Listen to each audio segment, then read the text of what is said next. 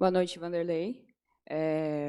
Esse empate com a equipe do Goiás, o Corinthians, com uma equipe mista.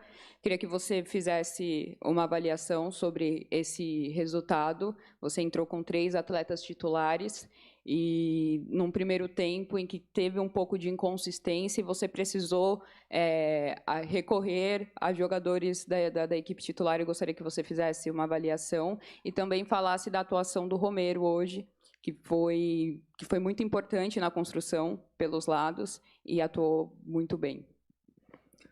Uma coisa que não é novidade eu fazer isso aí, eu já fiz algumas vezes, né?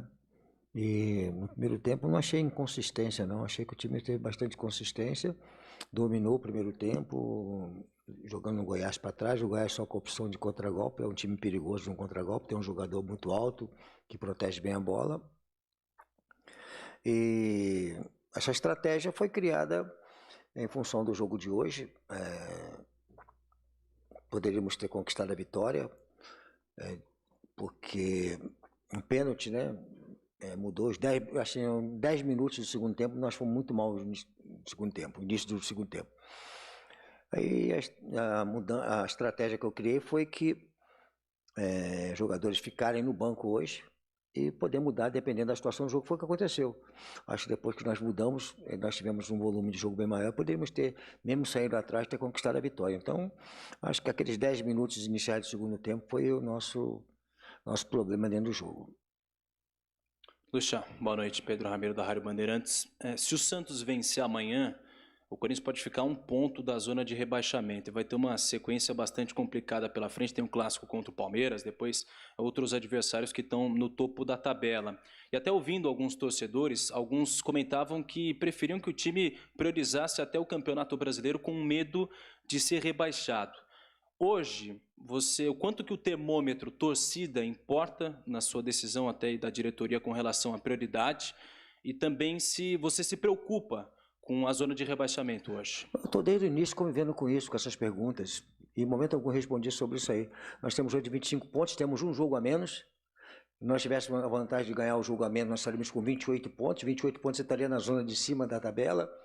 Então essa pergunta vai sempre existir. Desde o início eu estou convivendo com ela. Então não vai mudar o meu pensamento. Lucha, aqui, boa noite. É claro que o Corinthians não confirmou ainda, mas tem um grande jogador na sua defesa, que é o Murilo, que é um jogador que chama atenção, que é um cara que você deu oportunidade. Queria que você falasse um pouquinho dessa iminente saída do Murilo. E é uma coisa que você já esperava para essa janela, não esperava, dos últimos dias. É importante saber de você. Internamente, que nós temos a informação é de que não tem nada definido. A informação que nós temos é que houve um interesse de um clube e o Corinthians negociando com o clube. Mas fora disso aí, não tem nada definido. Então, ele estava no banco hoje. Se não definir, é um jogador que a gente conta com ele. Se definir, faz parte do processo do futebol.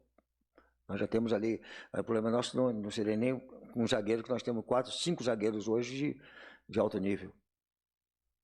Delei, boa noite. Marco Belo, Rádio Transamérica. Vou fazer uma pergunta que eu poderia fazer em outro jogo também, não é tão específica do jogo de hoje. O quanto que a fase de um centroavante muda todo o sistema de organização de um time, o sistema de jogo do time, uma fase boa, uma fase ruim. Porque eu vou exemplificar, de repente o time fazer as jogadas para tocarem a bola para o centroavante e evitarem chutar a bola de longe, de fora da área, por exemplo. E em outra fase do atacante, de repente o time jogar mais coletivo. Não consegui entender.